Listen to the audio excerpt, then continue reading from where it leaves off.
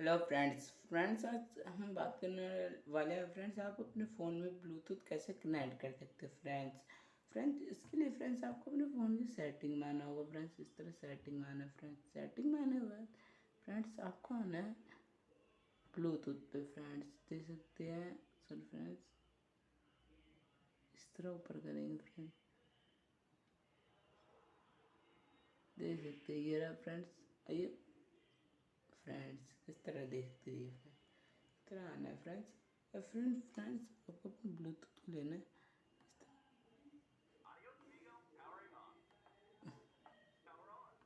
Friends power on देख सकते हैं, आवाज़ आ गई फ्रेंड्स।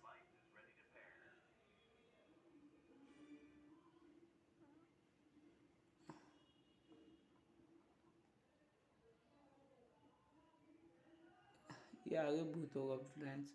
इस तरह देख सकते हैं, इस तरह फ्रेंड्स आप अपना ब्लूटूथ कनेक्ट कर सकते हैं फ्रेंड्स। वीडियो अच्छी लगी तो लाइक करना, सब्सक्राइब करना फ्रेंड्स। यहाँ देख सकते हैं फ्रेंड्स, आपको वीडियो भी दिख रही है, वीडियो पे देख सकते हैं बैटरी परसेंटेज भी दिखा रही है।